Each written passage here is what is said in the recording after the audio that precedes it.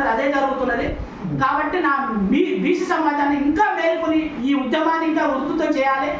ఒకవేళ రేవంత్ రెడ్డి గారు ఒకవేళ గ్రామానికి సంబంధించిన స్థానిక సంస్థల ఎలక్షన్ ఒకవేళ రిజర్వేషన్ అమలు చేయకుండానే ప్రకటించిననుకో రాష్ట్రం అట్టుడుకైతుంది, ఎవ్వరు సహించరు. రాష్ట్రాన్ని తగలబెట్టడానికి కూడా నా యావత్తు తెలంగాణలో బీసీ సమాజం కూడా మేల్కొన్నది అలా తయారైంది.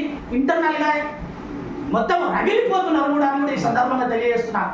బీసీ సమాజం మేల్కొన్నది తప్పనిసరిగా, కాబట్టి ఇంకా మేల్కొంటది. ఎటువంటి దానికైనా తెలంగాణ ఉద్యమం ఏ విధంగా అయితే నడిచిందో అదే విధంగా బీసీ ఉద్యమం కూడా ముందుకు నడపడానికి మా బీసీ కుల సంఘాలు ముందస్తులో ఉన్నాయని కూడా ఈ సందర్భంగా తెలియజేస్తున్నాను. ఇప్పుడు మీకు మీ బీసీ సంఘాలు, మీ రాష్ట్ర స్థాయి నాయకులు అంటే మీకు మండల స్థాయి, జిల్లా స్థాయి కమిటీలు ఉన్నాయా లేవా?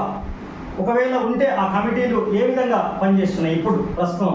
ఇప్పుడు కూడా కమిటీలు అనేవి ఉన్నాయి. కమిటీలు ఏమన్నట్టు లేదు. ప్రతి ఒక్క కుర్మ సంఘాలకు కమిటీలు ఉన్నాయి, గౌడ సంఘాల స్థాయిలో, జిల్లా స్థాయిలో, మండల స్థాయిలో, గ్రామ స్థాయిలో కూడా వేసుకున్నారు. ఒకసారి యాక్టివిటీ అనేది ఇప్పుడు సరే అన్ని కుల సంఘాలు అనేవి ఇప్పుడు ఉద్యమం వచ్చింది కాబట్టి ఇప్పుడు అవసరం ఉంది. అందరూ మేల్కొంటున్నారు తప్పనిసరిగా. అందరూ ఇప్పుడు సందర్భం వచ్చినప్పుడు మీ బీసీ కులాలు అంటున్నారు కదా, ఈ బీసీ అన్ని కులాలు ఒకే తాటి మీదకి వస్తాయా? తప్పనిసరిగా వస్తాయి. ఎందుకంటే అంటే వాళ్ళు అనుకునేది, వాళ్ళ అనుమానం అనేది ఏంటంటే ఎవరిని అడిగినా కానీ రెడ్డి సామాజిక వర్గం కానీ రావు సామాజిక వర్గం ఏమంటారంటే బీసీలు అంతా మీరు ఒక దగ్గర రాలేరు, బీసీలు అంతా మీరు ఒక దగ్గర ఉంటారు. ఈ కుర్మాయన చెప్తే గులాయన ఒకడు, గులాయన చెప్తే మంగళాయన ఒకడు, మంగళాయన చెప్తే గౌండ్లాయన ఒకడు, గౌండ్లాయన చెప్తే ఈ బుధరాజాయన ఒకడు, ఇట్లా పద్మశాలి ఒకడు అనేది రకరకాల అపవాదం వేస్తున్నారు. అటువంటిది ఏం లేదు. ఇలా రాజ్య అధికారమే దిశగా పనిచేస్తున్నారు యావత్ తెలంగాణలో ఉన్నటువంటి బీసీలు. కాబట్టి అటువంటి అనుమానాలు ఎవ్వరు పెట్టుకోరు. మీరు ఆపో కూడా పెట్టుకోదని నేను కూడా ఈ సందర్భంగా తెలియజేస్తున్నాను. మీ సంఘాలకు మీరు ఏదైనా ధైర్యం చెప్పి ఒక మాట చెప్పగలుగుతారా? రానున్న రోజుల్లో మనదే బీసీ రాజ్యం అధికారంలో రాబోతున్నది.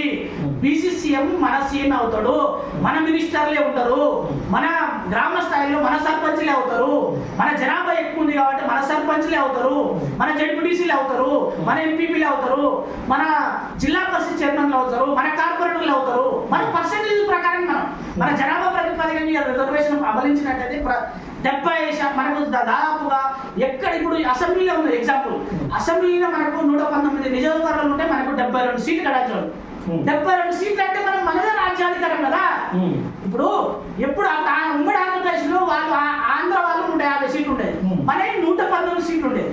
అప్పుడు ఎప్పుడు కానీ మెజార్టీ పెడితే ఆంధ్రలో అంతా ఏ పార్టీలు ఉన్నా అందరూ ఒకటి అవుతుంది, తెలంగాణలో అంతా ఒకటి అవుతుంది. 119 150 సరిపోదుగా. అది ఎన్నడూ జరుగుతుందా? జరగదు. కాబట్టి ఈ ఉద్యమాలన్నీ ఎప్పుడు వస్తాయి? అణచివేతకు, అన్యాయానికి మరియు మన సంపదను దోచుకున్నప్పుడు మనకు అన్యాయం జరిగినప్పుడే ఈ ఉద్యమాలనే వస్తాయి. మన రాజకీయ ముఖ్యంగా మన తెలంగాణ రాష్ట్రంలో జరుగుతున్నది ఏంటంటే, గత స్వతంత్రం వచ్చింది 75 సంవత్సరాలు జరుగుతున్నది ఏంటంటే, ఒక్క నాయకుడు కూడా ఇంతవరకు బీసీ ముఖ్యమంత్రి కాలేదు. నా బహుజనులు కూడా, ఎస్సీలు కూడా ఎవరు ముఖ్యమంత్రి కాలేదు.